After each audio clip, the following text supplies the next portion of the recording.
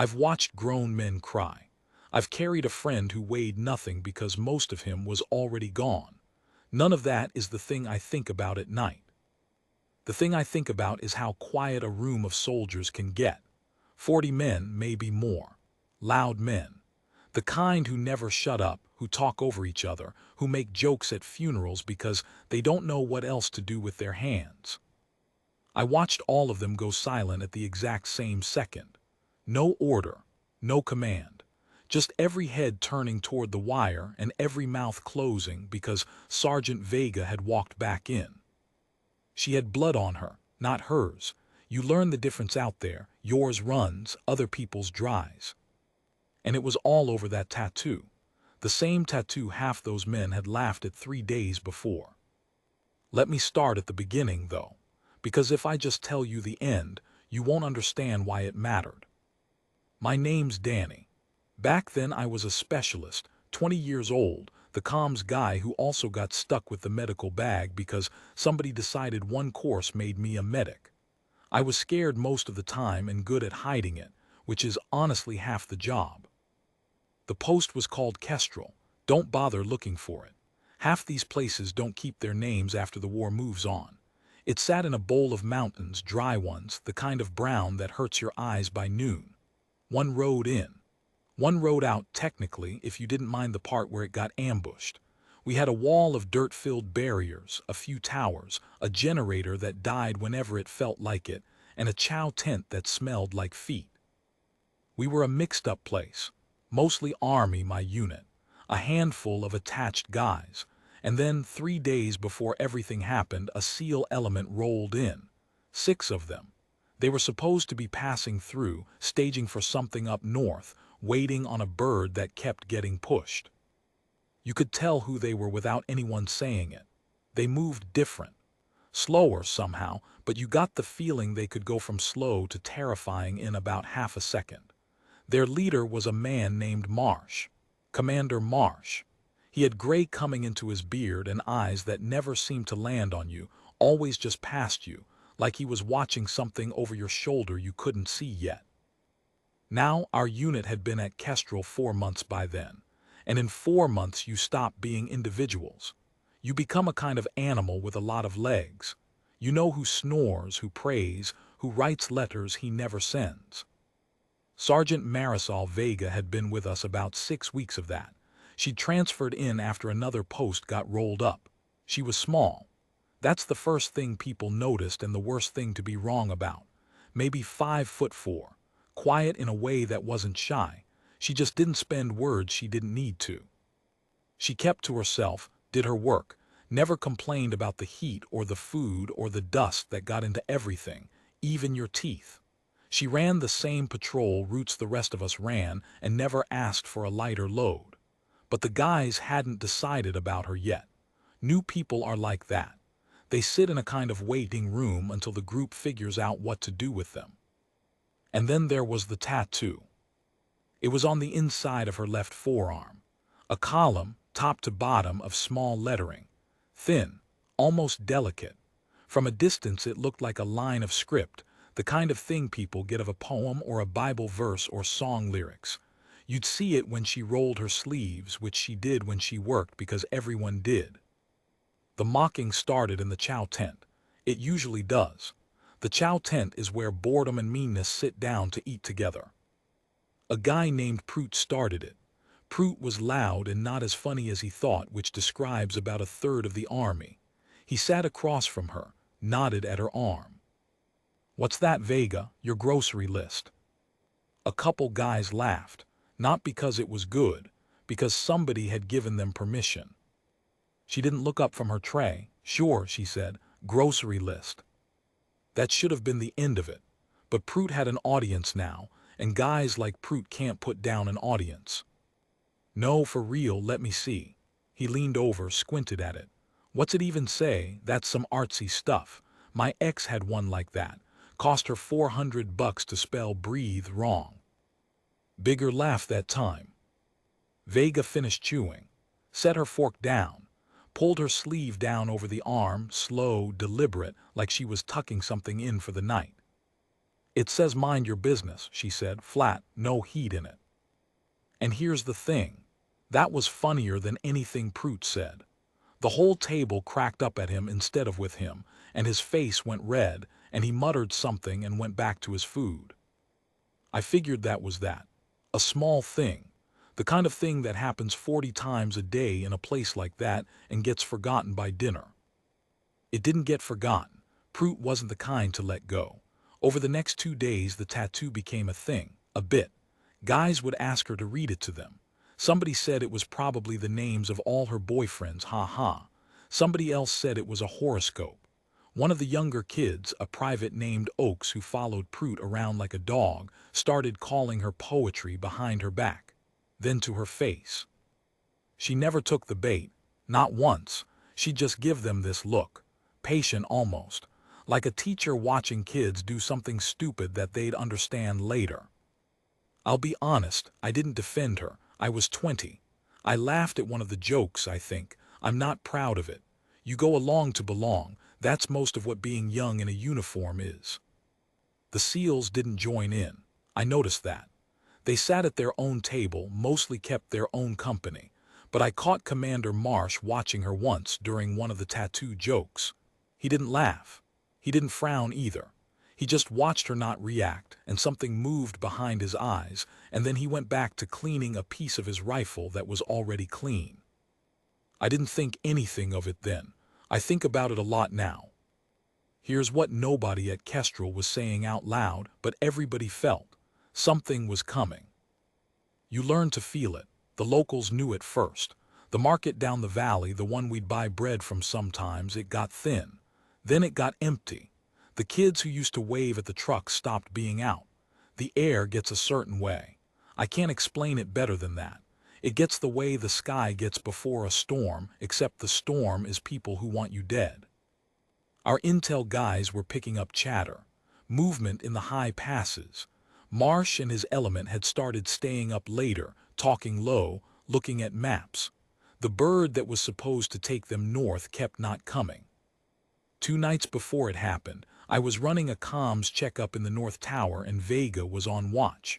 Just the 2 of us up there, the valley black below us, the cold coming down off the peaks the way it does once the sun quits. We didn't talk much at first. Then, I don't know why, maybe because it was dark and dark makes people honest, I asked her. What's it really say, the arm? She was quiet long enough that I figured she wouldn't answer. Then she rolled her sleeve up, pulled out a little red lens light, the kind that doesn't ruin your night vision, and held it over her forearm. It wasn't a poem, it wasn't lyrics, it was names. A column of names, small, 11 of them, and under them a date.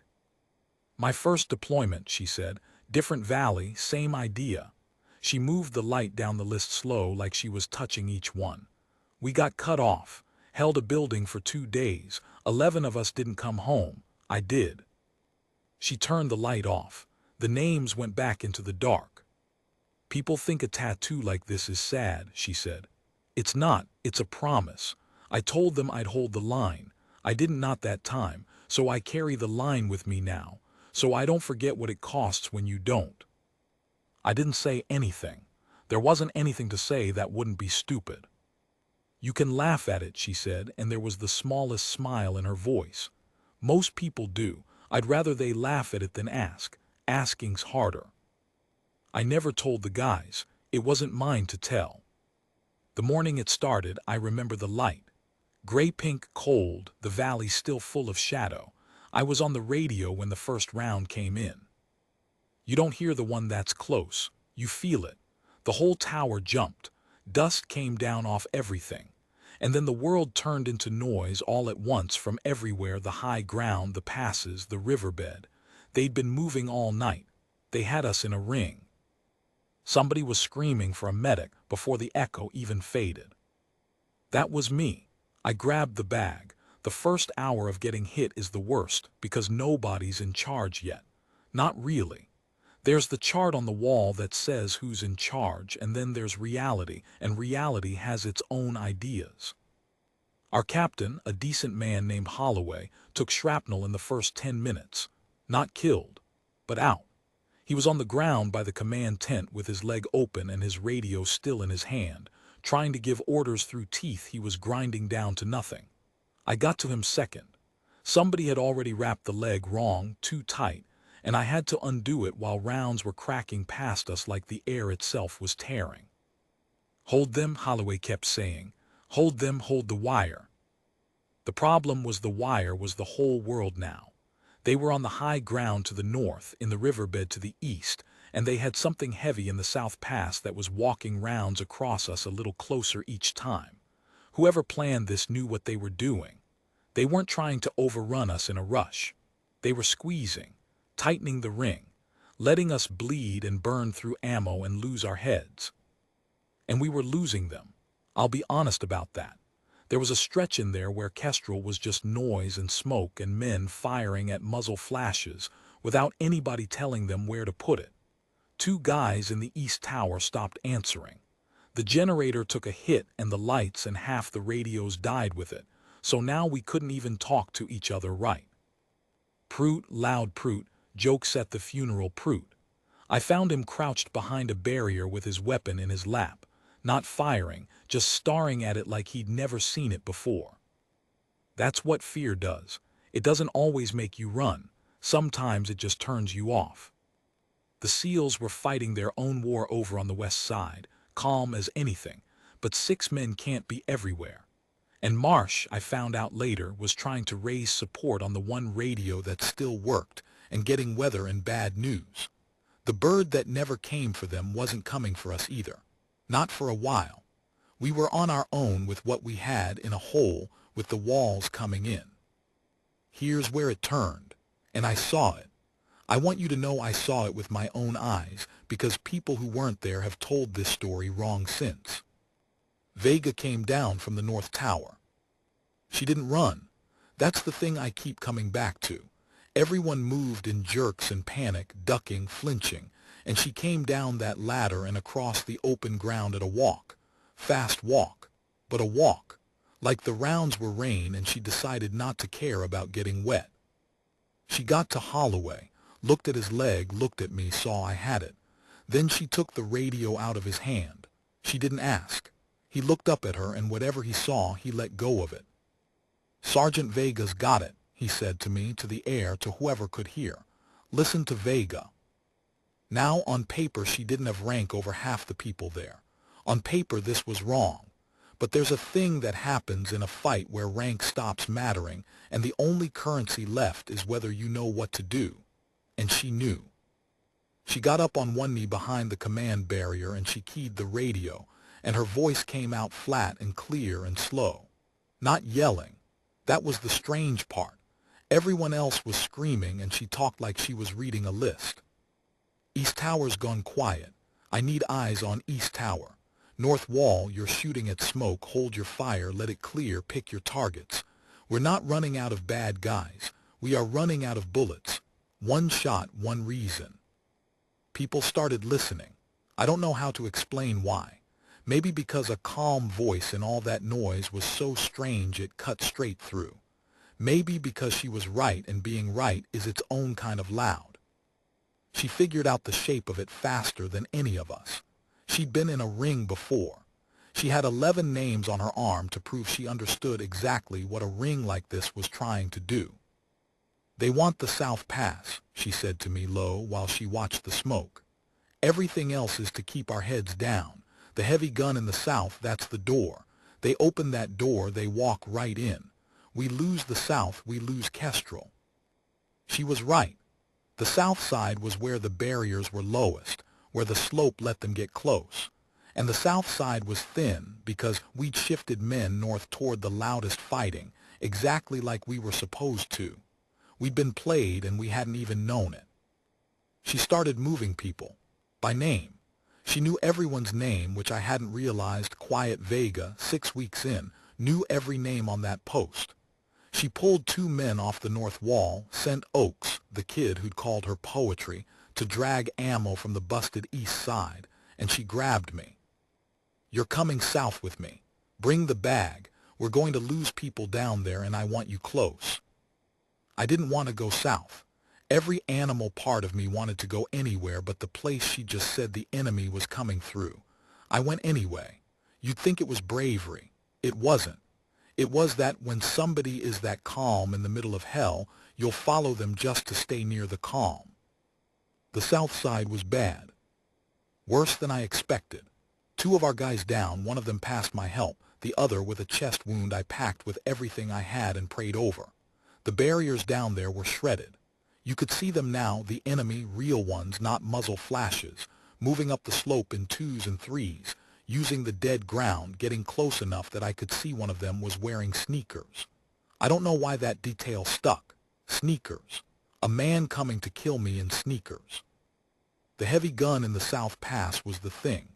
It had a lane right onto our wall, and every time it opened up, our guys had to get flat, and every time they got flat, the men in sneakers got 20 meters closer. It was a machine, the whole thing, ugly and simple. Suppress, advance. Suppress, advance. Vega watched it for about 30 seconds. Then she did the math out loud, mostly to herself. We can't outshoot it. We can't wait it out. Somebody has to take it off the table or there inside the wire in 10 minutes. I said something stupid. I said, we should pull back to the inner barrier. She looked at me, not unkind. Danny, there is no back. Back is a smaller circle. You know what's in the middle of the circle when it gets small enough. Us in a pile. That's how it went last time. That's how I got 11 names. She got on the radio one more time. Found Marsh on the west side. I only heard her half. Commander, your south flank is about to fold. I need your gun teams to shift fire to the South Pass on my mark and keep that heavy weapons head down for 90 seconds. 90 seconds, that's all I need. Can you give me 90 seconds? A pause. The radio crackled. Then Marsh's voice, and I'll never forget how level it was, like she'd asked him to pass the salt. What happens in 90 seconds, Sergeant? And she looked down the slope at that gun. And then she looked at the names on her own arm, just a flick of the eyes. I swear I saw it, and she said. I closed the door. There was a silence on the line. Then Marsh said, you'll have your 90 seconds. Don't waste them. She handed me the radio. Started pulling grenades off the 2 guys nearest her, stuffing them into her own kit. Checked her rifle. Tightened a strap. All of it fast, none of it frantic. And here's the part where I stopped being a bystander, because she looked at me and she said, when the seals open up on that gun, every face on that slope turns toward them. That's my window. I'm going down the dead ground on the left, the little gully. You can't see it from here, but I scouted it on patrol last week. I get into the pass. I take the gun crew. I put their own thing out of action. You stay on this barrier, and you keep these men shooting so nobody notices a small woman in a gully. Sergeant, I didn't have a word. Suicide was the word. I didn't say it. I know what it is, she said. She wasn't smiling, but something in her face had gone calm in a way past calm. I made a promise once. I'm not breaking it twice. And then she did something I've never told anyone until now. She pushed her left sleeve up, all the way, so the names were bare to the dust and the light. 11 names and a date, out in the open for the first time since I'd known her. Not hidden anymore.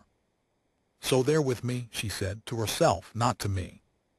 Marsh's gun teams opened up on the South Pass like the mountain itself had cleared its throat. The heavy gun's head went down. Every man on that slope flinched west toward the new fire. And Sergeant Vega went over the broken barrier and down into the dead ground, alone, with 11 dead men tattooed bare on her arm, and the clock running. 90 seconds. I started counting. 90 seconds is nothing. You can hold your breath that long if you've got a reason. 90 seconds is also the longest stretch of time I have ever lived through. I've had whole years go by faster. I kept counting in my head while I kept my men shooting. That was my job, and I did it. Pick your targets, I was yelling, stealing her words because they worked. One shot, one reason. I had a kid named Reyes on my left who jammed his weapon and was crying while he cleared it, and an older guy named Salco on my right who was so calm he was almost asleep, the way some men go when it gets too big to feel. I kept them on the slope. I kept the slope busy.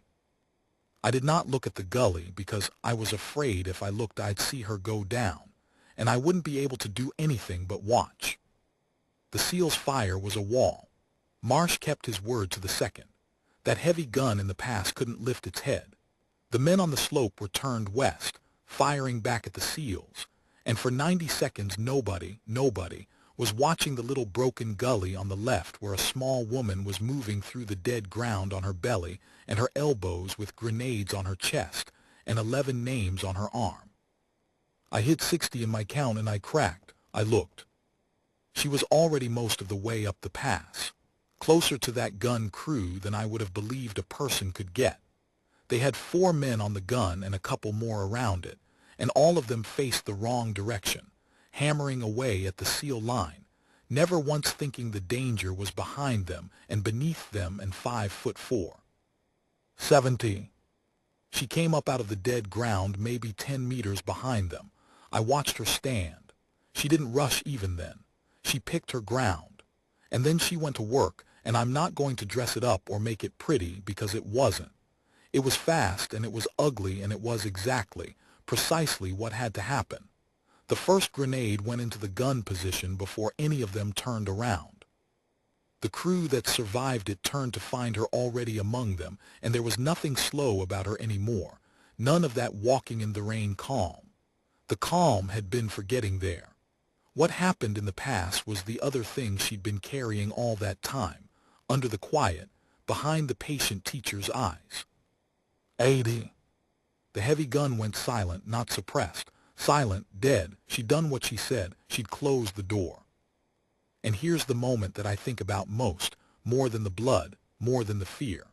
When that gun stopped, the whole shape of the fight changed in about 10 seconds. The men on the slope had been advancing on a promise, that the gun would keep our heads down so they could close. The promise broke. Suddenly they were halfway up an open slope with no cover from their own heavy weapon and a wall of us, freed from being flat, standing up and putting fire down on them with everything we had left. And the SEALs, no longer needed to suppress the pass, swung their guns onto the slope too. The ring didn't just stop tightening. It broke. You could feel it break, like a rope going slack.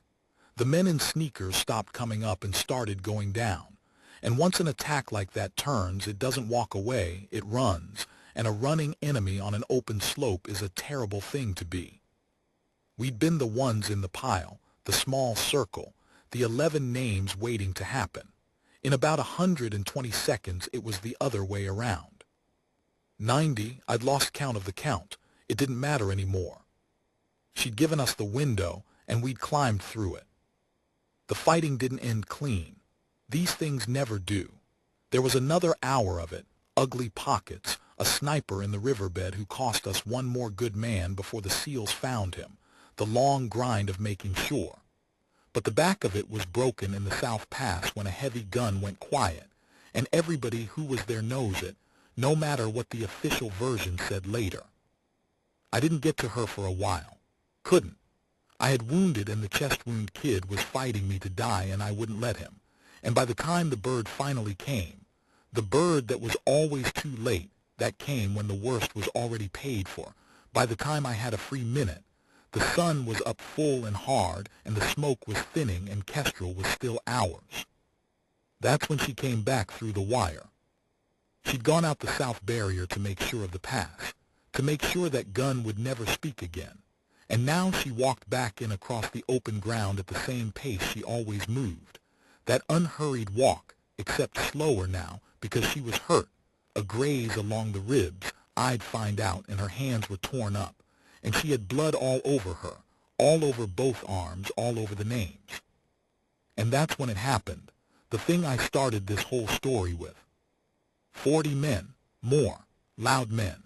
Prout, who'd called the tattoo a grocery list. Oakes, who'd called her poetry.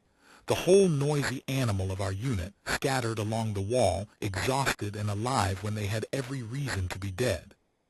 They went quiet. All at once, no order, every head turned, every mouth shut. She walked into the middle of it, and she didn't seem to notice. She was looking for Holloway, I think, checking on her wounded, doing the next thing the way she always did the next thing. She had no idea what she'd just become to every man standing there. Prout was the first one up. Loud Prout. He got to his feet and he didn't say anything funny, didn't say anything at all, he just stood. And then Salco stood. Then Oakes, that kid, with tears cutting clean lines down a face that was nothing but dust otherwise. One by one, all down the wall, men got to their feet. Nobody told them to. There's no command for that. There's no drill for what a group of people does when they finally understand who's been standing among them the whole time. And then I saw Marsh. Commander Marsh came across from the west side, walking through his own SEALs, who had also stopped and turned. He walked right up to her, this gray-bearded man who'd seen every kind of war there is, whose eyes never landed on anybody, and his eyes landed on her. He looked at her face first. Then, and she noticed it, I saw her notice it, his eyes went to her left forearm, to the names, bare and bloody in the morning light. And something crossed his face that I had no name for then and barely have one for now. He read them. He actually read them, his lips moving just slightly, the way you read something you're checking against your own memory. And when he got to one of them, I'll never know which, she never told me and I never asked, he stopped. His jaw worked. This man who had not flinched at the heavy gun or the ring or any of it.